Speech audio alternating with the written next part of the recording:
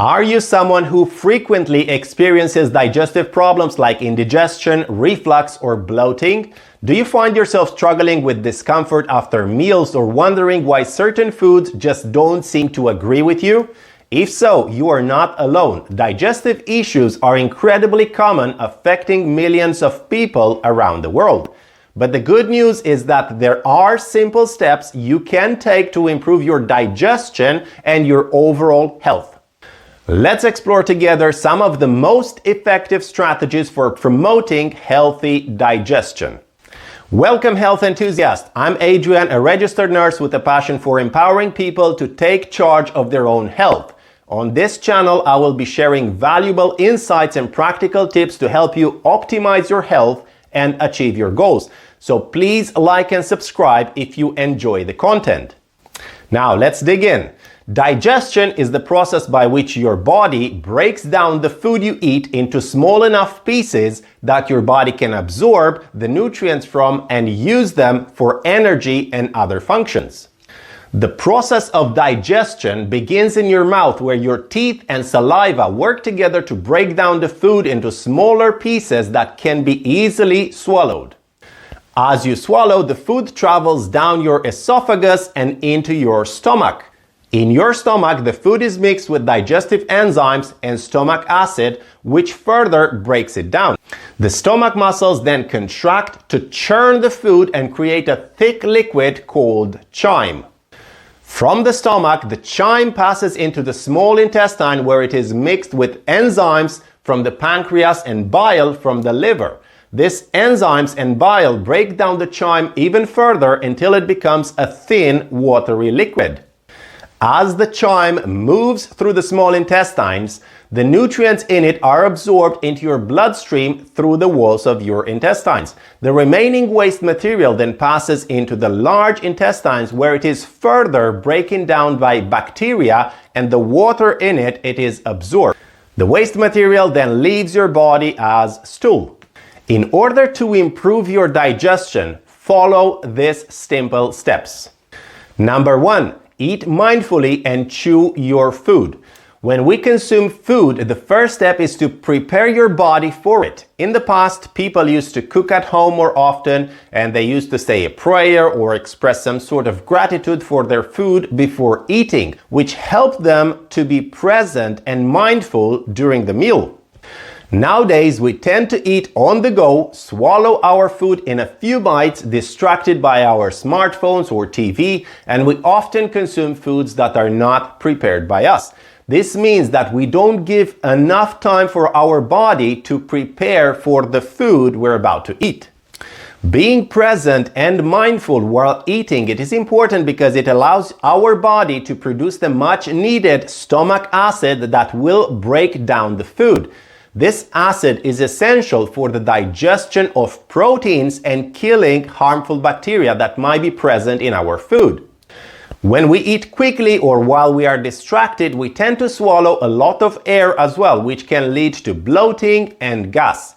Additionally, we don't actually chew our food properly, making it harder for the stomach to break down the food. Chewing our food properly is crucial because it allows us to break down the food into smaller pieces that can be easily digested. When we chew, we also mix the food with saliva, which contains enzymes that start breaking down carbohydrates in the mouth. This means that when the food reaches the stomach, it has already been partially digested, which reduces the workload of the digestive system overall. So when you eat, sit down, be mindful and present, and chew your food slowly. Number 2, avoid eating while you are stressed. When we are stressed, our body's circulation around the digestive tract is not very efficient. This is because during periods of stress, our body directs the blood towards the muscles, heart, and brain, which are necessary for the fight or flight response. As a result, the digestive system receives less blood supply, making it more difficult for it to function properly. During times of stress, our body also produces less stomach acid and protective mucus, which can further disrupt the digestive process. Stomach acid is essential for breaking down food, but also it is helpful to kill harmful bacteria that might be present in our food. The protective mucus that lines the stomach walls helps to protect them from the corrosive effects of the stomach acid. When less acid and mucus are produced, the walls of your stomach can become damaged, leading to discomfort and increasing the risk of stomach ulcers. Another consequence of eating while stressed is that the food tends to remain in the stomach for longer periods of time. This is because the digestive system is not functioning at full capacity due to the lack of blood supply and reduced acid production.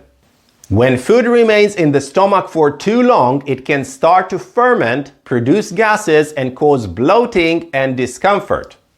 Number 3, don't lay down after you eat.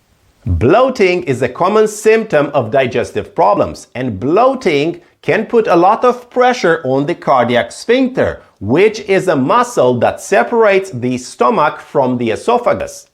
When the pressure on the sphincter becomes too great, some of the stomach contents can travel up towards the esophagus, causing the symptoms of reflux. Reflux can be especially problematic if we lay down or go to sleep shortly after eating, as this can make it easier for the stomach contents to travel upwards towards the esophagus.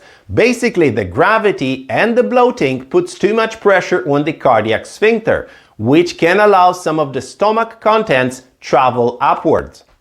Now, this is very important. If you experience reflux symptoms, you might feel like you have too much acid in your stomach, and you will take an anti-acid tablet or go to your doctor who will prescribe an acid-lowering medication. While these medications can alleviate discomfort in the short term, they do not address the underlying problem. It is never a problem of too much acid, but rather not enough of it or not strong enough. When stomach acid is not strong enough, it becomes difficult to digest certain foods, especially proteins and fats. In addition, many vitamins and minerals require a strong acid environment in order to be properly absorbed by the body. For example, iron, calcium, magnesium, potassium, and vitamin B12 are all better absorbed in an acidic environment. If the stomach acid is too weak, you may not be able to absorb these nutrients effectively, which can lead to deficiencies over time. A stomach that is not acidic enough also does not stimulate the gallbladder to release enough bile, which is required for the proper digestion of fat. If the gallbladder doesn't empty itself properly at regular intervals, it can lead to the formation of sand and even stones in the gallbladder. Number 4, get enough magnesium and potassium in your diet. These two important minerals, magnesium and potassium, are crucial for digestion and are often missing from our diets. Magnesium helps muscles, including the smooth muscles in your digestive system, to relax and function properly. Having enough magnesium in your body can help you have regular bowel movements, reduce bloating and constipation, and improve your overall digestion. During digestion, your body needs to produce hydrochloric acid to break down food and kill any harmful bacteria. This acid is produced with the help of hydrogen-potassium pump, which requires a steady supply of potassium ions to function properly. If you don't have enough potassium, your stomach may not be able to produce enough acid, causing all sorts of digestive issues such as bloating, gas, and indigestion. So make sure to get enough magnesium and potassium in your diet or take a good quality supplement. Tip number 5, supplement with apple cider vinegar. When we consume proteins or carbohydrates, our stomach acid is responsible for breaking them down into smaller particles that our body can absorb and utilize. However, as we saw earlier, sometimes our body may not produce enough stomach acid to effectively digest these foods. Consuming apple cider vinegar can supplement the stomach acid and aid in the digestion of proteins. The acetic acid in the apple cider vinegar can help break down the proteins more easily, making them easier for our body to absorb. In addition, consuming apple cider vinegar after eating carbohydrates can help lower our blood sugar levels. When we consume carbohydrates, they are broken down into glucose and enter our bloodstream, which can lead to spikes in our blood sugar level.